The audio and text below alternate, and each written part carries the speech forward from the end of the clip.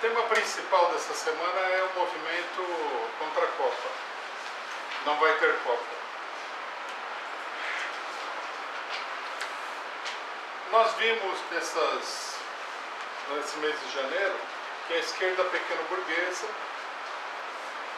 alguns setores anarquistas da juventude, convocaram atos públicos com a palavra de ordem, o slogan, melhor seria dizendo, de não vai ter Copa.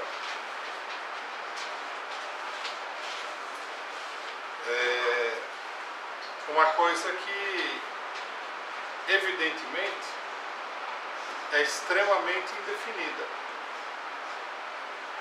porque não há nenhuma reivindicação concreta, simplesmente é uma reivindicação, um protesto, uma denúncia contra a realização da Copa do Mundo. É evidente que há muitos motivos de revolta, não só em geral, como em relação à Copa do Mundo. A Copa do Mundo ela foi organizada pelo governo do PT como um empreendimento capitalista dirigido a esfolar de maneira brutal a população pobre em vários sentidos. Nós vimos aí, nos últimos 4 anos, as desapropriações, que serviram à especulação imobiliária em vários lugares, principalmente no Rio de Janeiro. Minas Gerais teve muito desse problema também.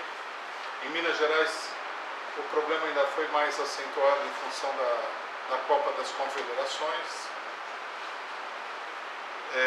Nós vimos que o governo lançou uma campanha gigantesca de financiamento das grandes empreiteiras,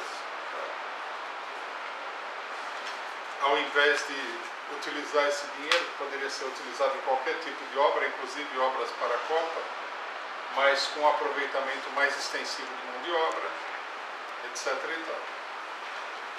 Nós vimos que a Copa serviu de pretexto para acentuar a repressão policial em vários lugares. Nesse momento, no Congresso Nacional, está em discussão uma lei antiterrorista, que seria pretensamente para defender a Copa de qualquer tipo de intervenção política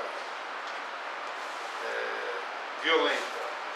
Nós sabemos, no entanto, que se a lei antiterrorista for aprovada, vai passar a Copa e ela vai ser usada durante a Copa e depois da Copa numa escala bastante grande contra as organizações operárias da juventude, contra a mobilização popular, etc. e tal.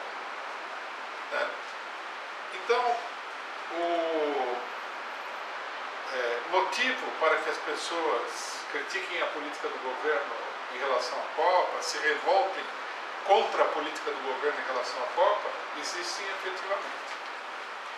Esse não é o problema que a mobilização da Copa coloca.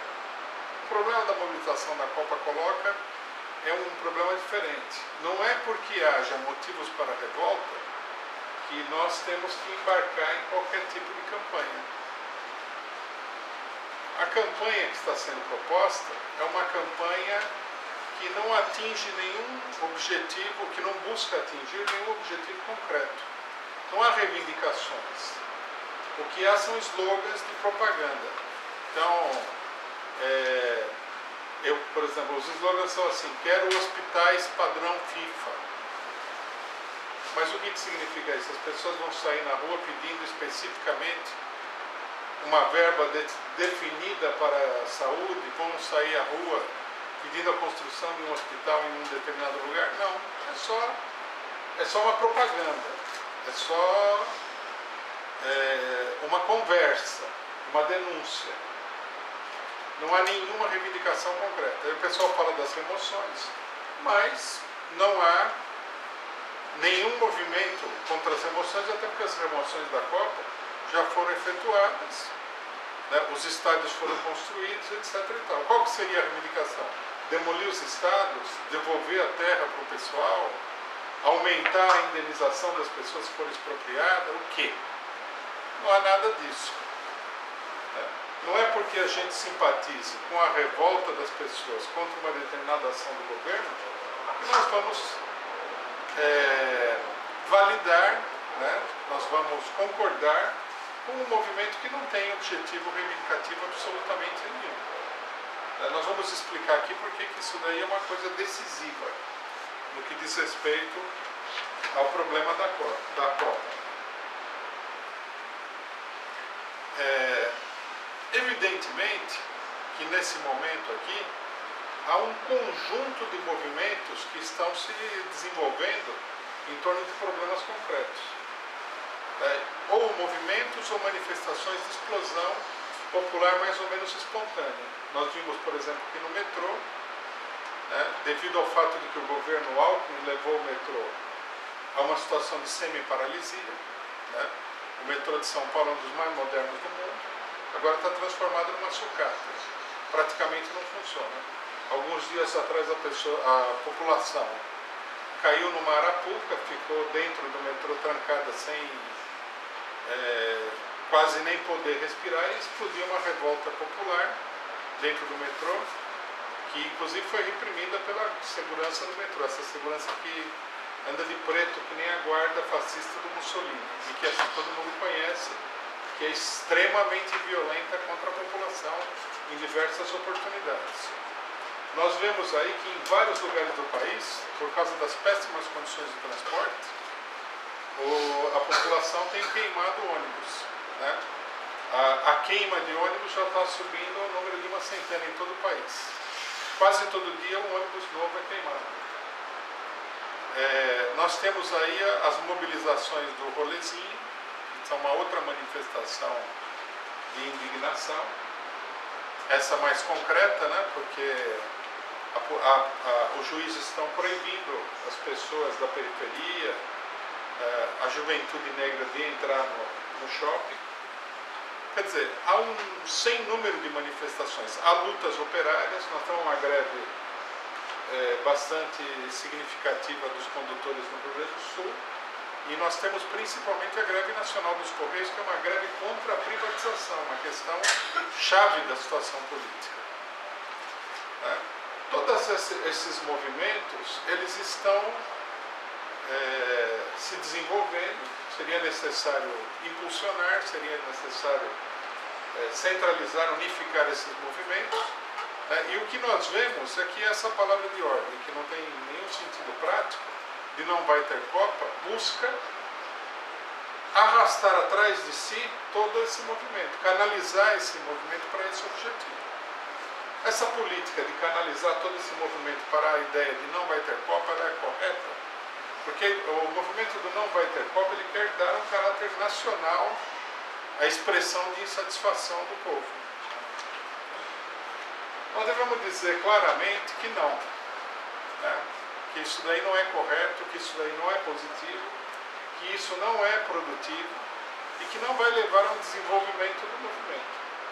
O que vai levar é que se desvie das reivindicações reais e concretas, dos movimentos reais e concretos que existem, para uma coisa que é pura propaganda, que é pura abstração, que é o movimento de não vai ter Copa.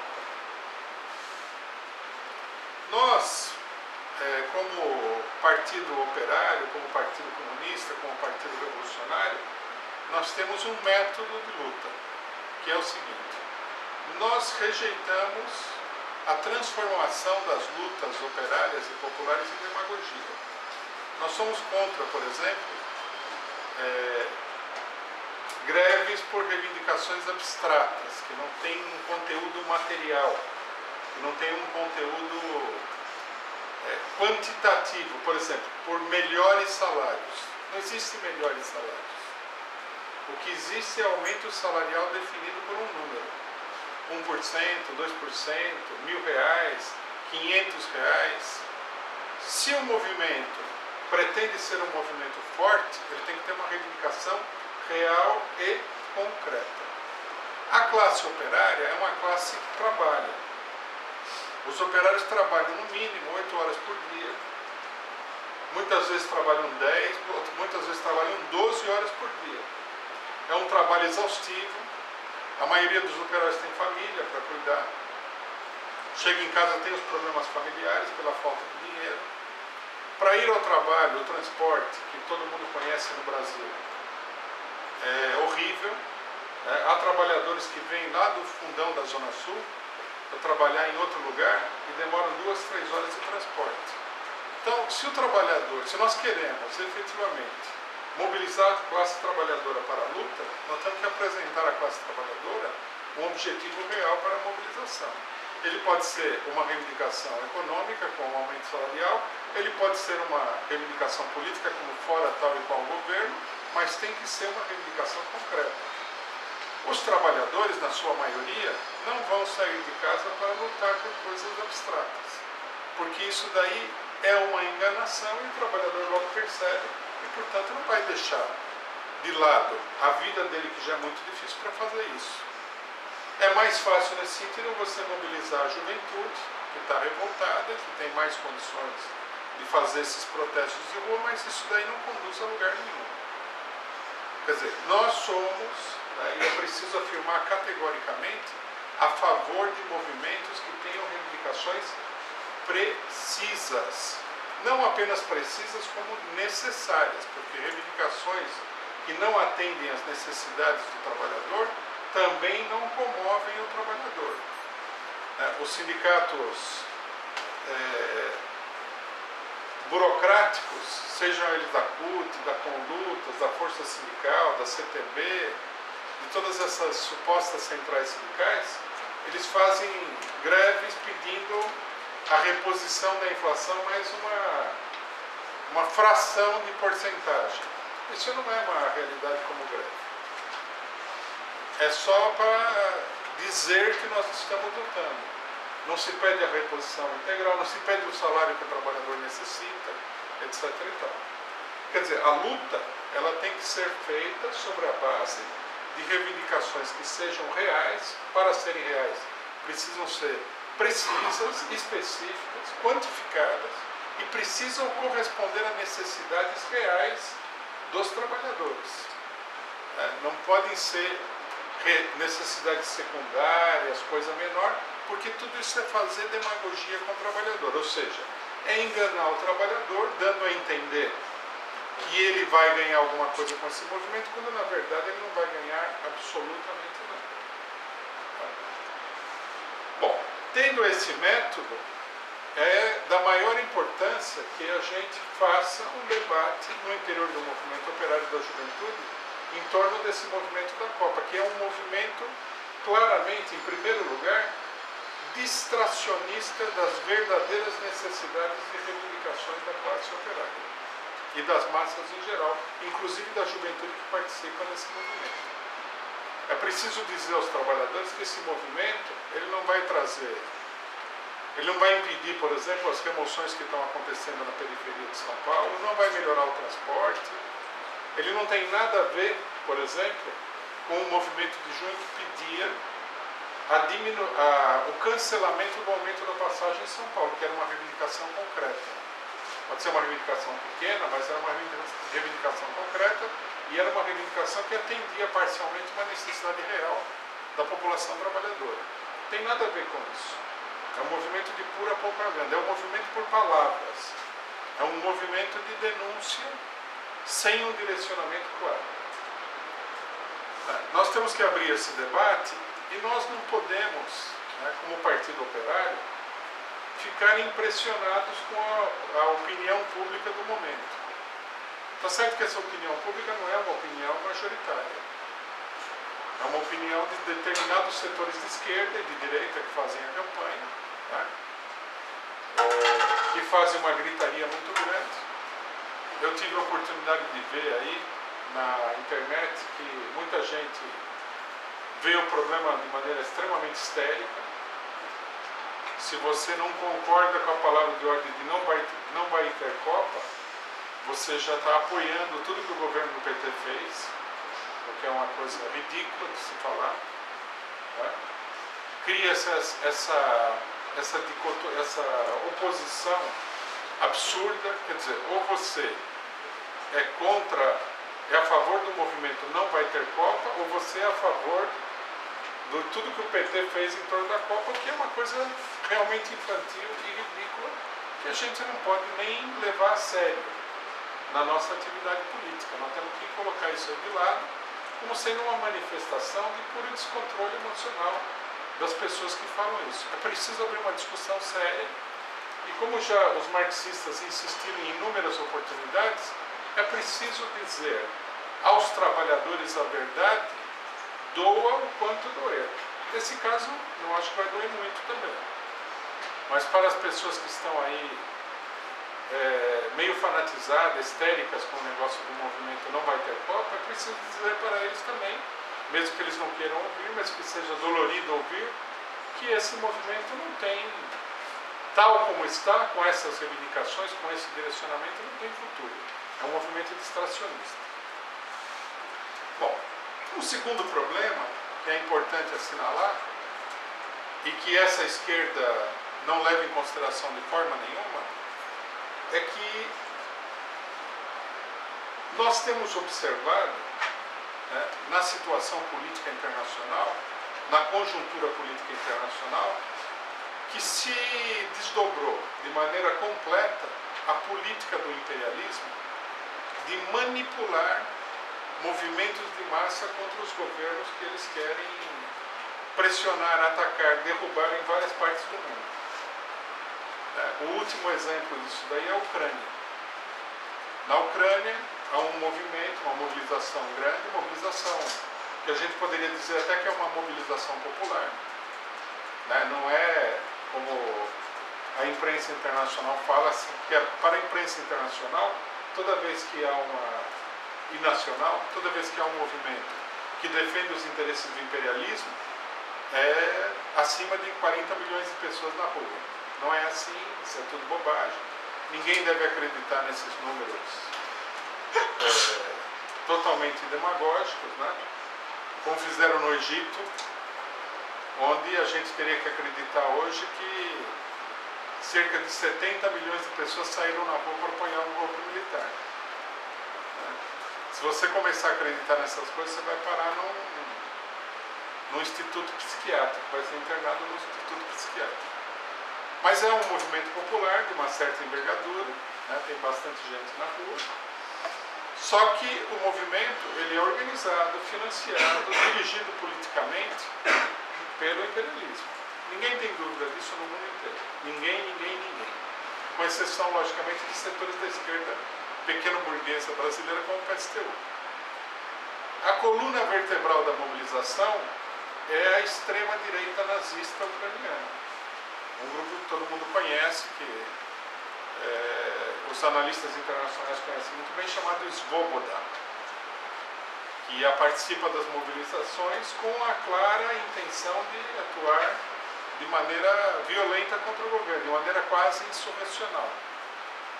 Quer dizer, não é porque as massas estão na rua que nós temos que nos subordinar à diretriz desse movimento, porque senão, pela ilusão de ótica de que as massas estão na rua, e ninguém sabe direito quais massas são essas, também não é a classe operária, que é a única massa que realmente a gente tem como base confiável para uma mobilização revolucionária, nós temos que ficar a reboque de todo mundo. Quer dizer, nós temos que considerar isso daí. O imperialismo criou um movimento de massas. Também não é tudo isso que eles falaram, mas um movimento de massas até certo ponto. No Egito, para derrubar o governo Morsi e impor a ditadura militar. Na Síria, o imperialismo impulsiona um movimento guerrilheiro contra o governo sírio, para derrubar o governo sírio. E em outras partes do mundo, eles estão fazendo a mesma coisa. É evidente que no Iraque, o imperialismo e a Arábia Saudita estão organizando aí grupos guerrilheiros que eles falam que são Al-Qaeda contra o governo do xiita, ligado ao Irã. E assim vai. Quer dizer, nenhuma pessoa séria que faz política seriamente, que não está só num oba-oba político, ou pior, que só está de olho em colher dividendos eleitorais das mobilizações e dos acontecimentos políticos, pode deixar de levar em consideração esse fato.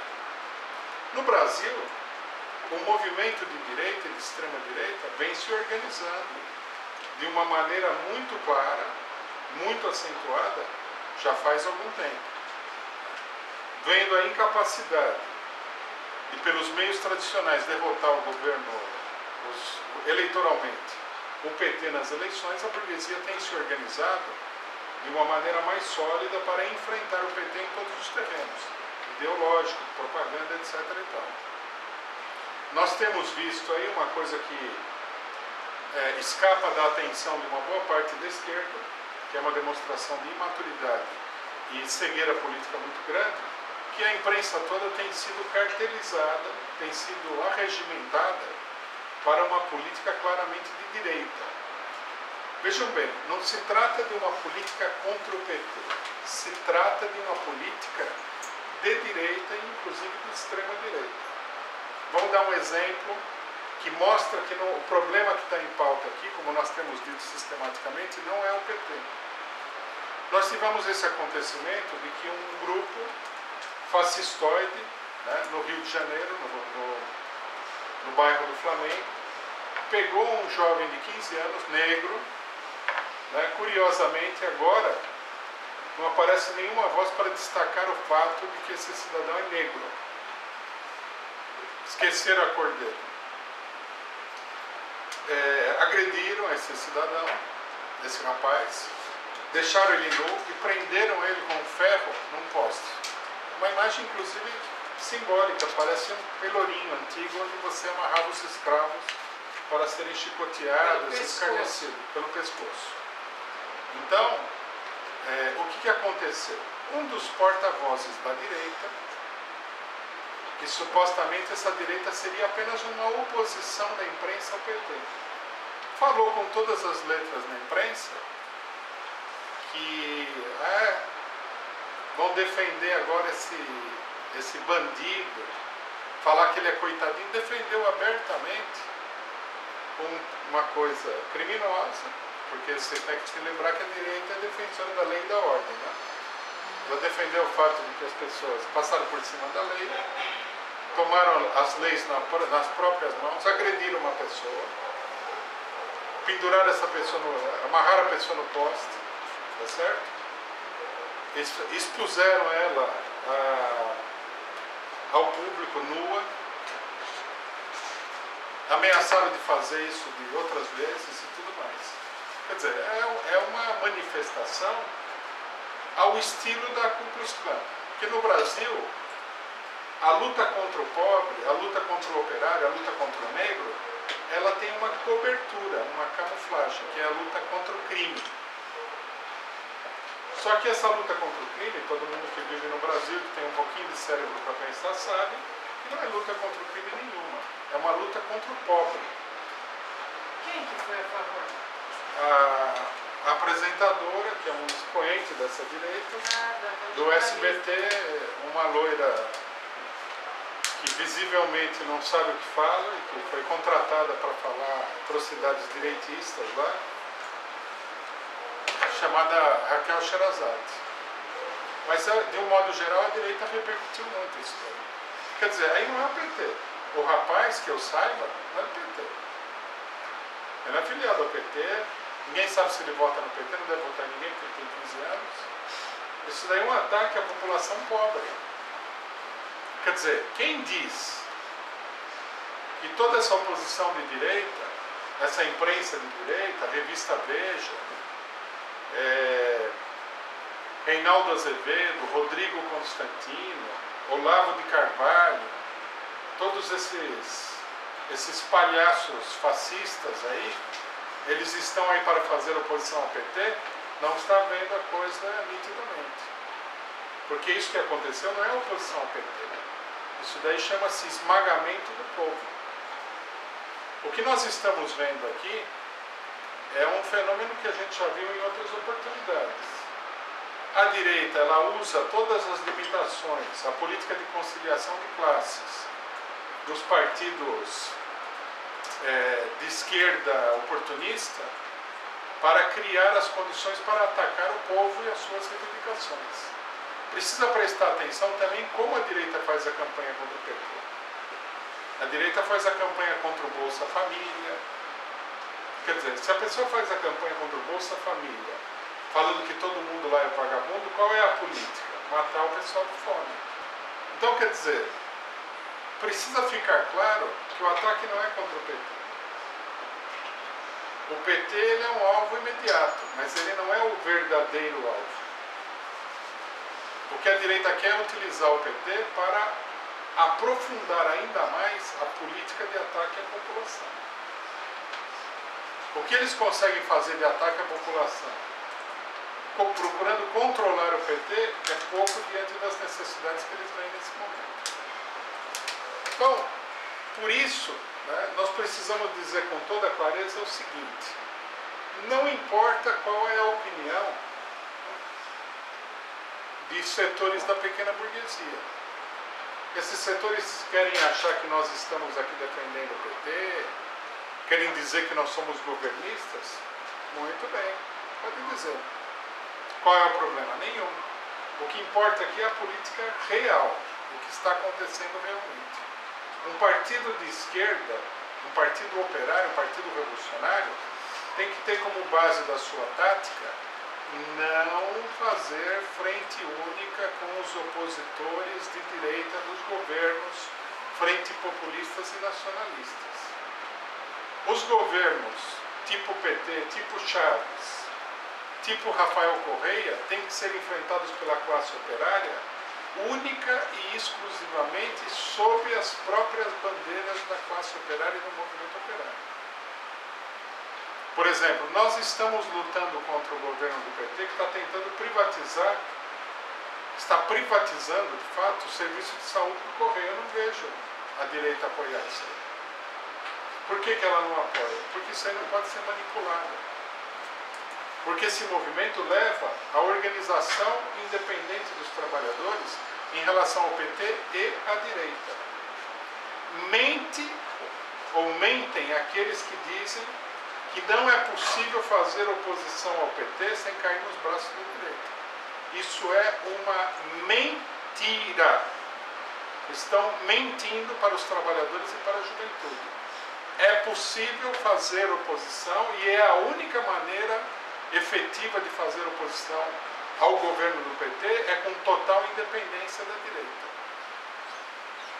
O papel daqueles que se dizem socialistas, revolucionários, que se dizem do movimento operário, é mostrar para o povo que existe o PT, a direita e o campo do movimento operário.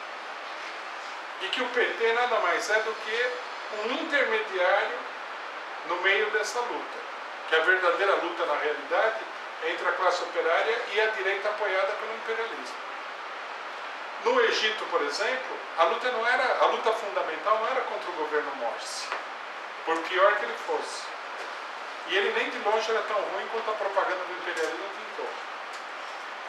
A luta era contra as forças armadas que continuavam ali e que deram o golpe do governo Morsi. A luta era contra o imperialismo. No mundo todo, a luta fundamental é entre a classe operária mundial e o imperialismo mundial. Os outros estão no meio do caminho. Se a burguesia, como é o caso de um governo do PT, a burguesia de esquerda, apoia o imperialismo, nós temos que denunciá-la justamente por isso. Porque ela está apoiando o imperialismo. E não se aliar ao imperialismo contra ela. Se aliar ao imperialismo contra ela é uma política que leva à completa destruição de qualquer perspectiva revolucionária de independência de classe. Tá? Nós que somos trotskistas, nós temos um compêndio de por que não se deve fazer essa política. Na Alemanha, na véspera da ascensão do nazismo, o Partido Comunista Alemão, stalinista, que tinha uma política ultra-esquerdista, muito parecida com a que existe no Brasil hoje, né?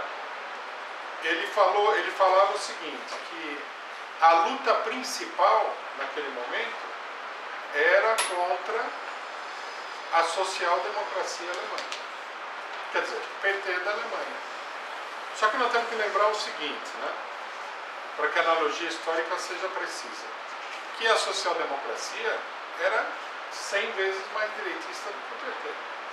A social-democracia tinha assassinado 5.000 militantes e esmagado a ferro e fogo a Revolução Alemã de 1918, sem falar que tinha assassinado Rosa Luxemburgo e Karl Liebknecht.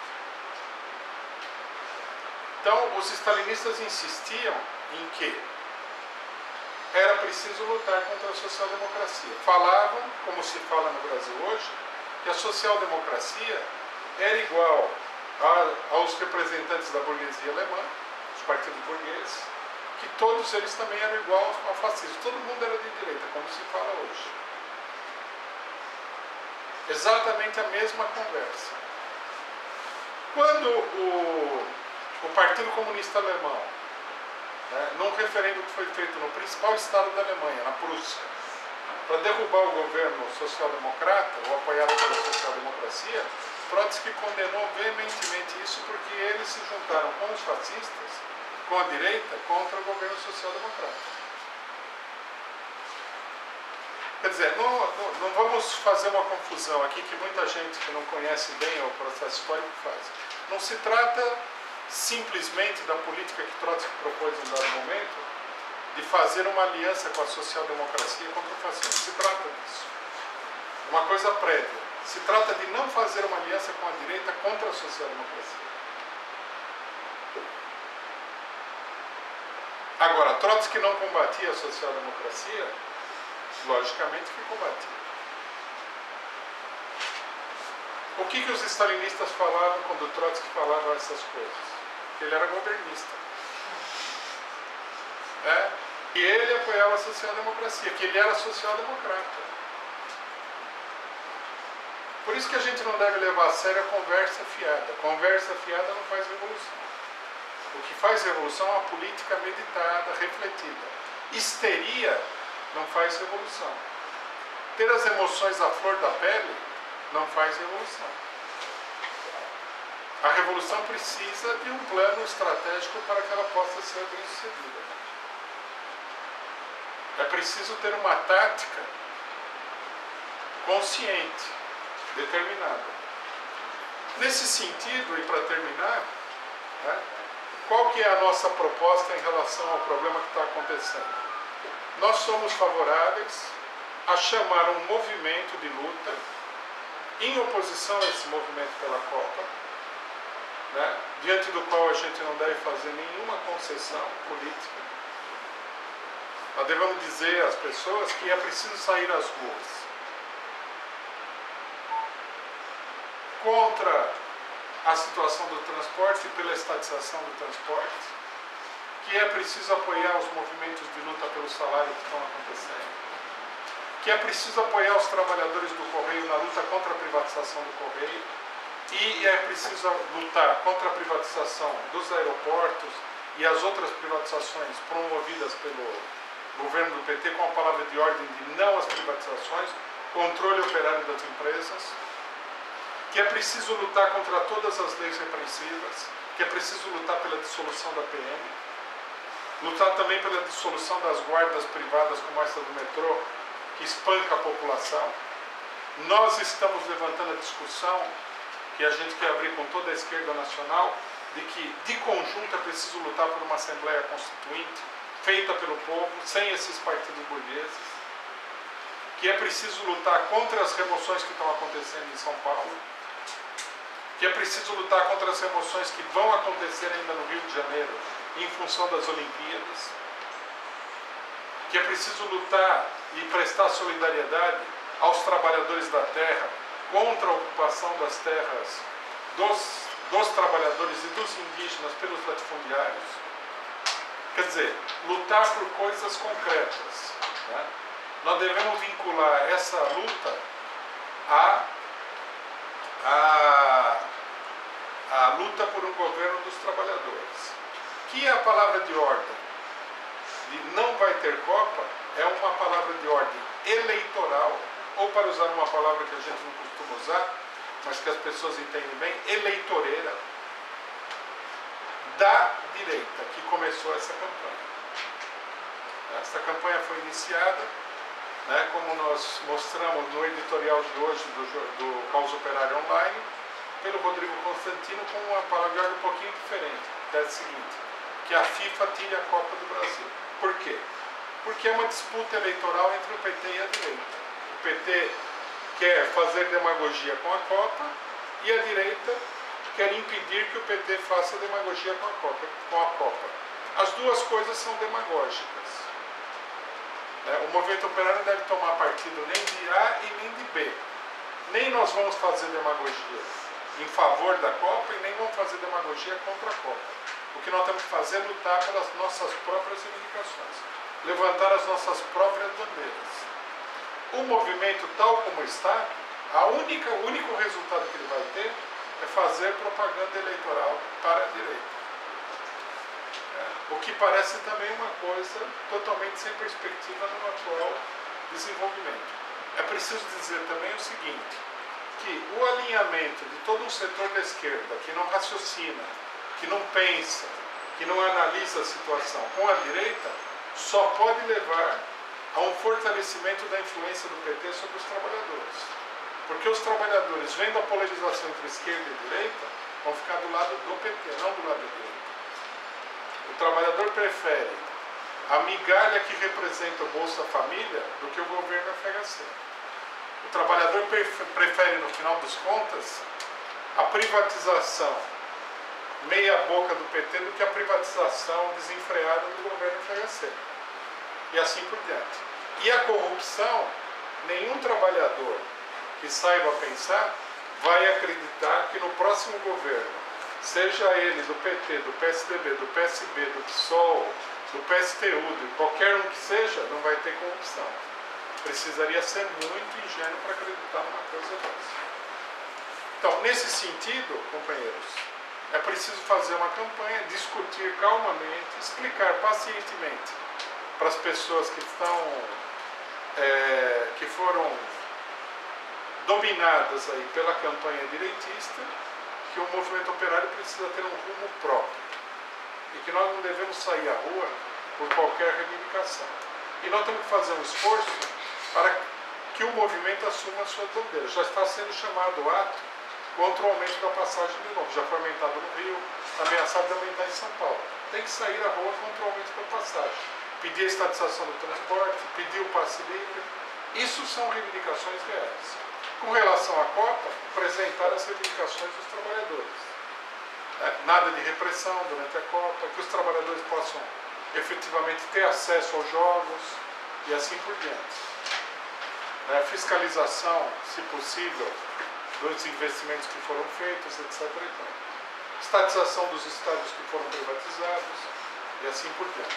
Agora, nada de aliança com a direita. Nós lutamos contra o PT, não é para favorecer a direita, se chame ela PSDB, se chame DEM, se chame qualquer outra coisa. Nós lutamos pela Revolução Proletária. E nós não defendemos uma política que tem objetivos puramente eleitorais. Nós defendemos a mobilização e a organização independente da classe operária num partido operário revolucionário.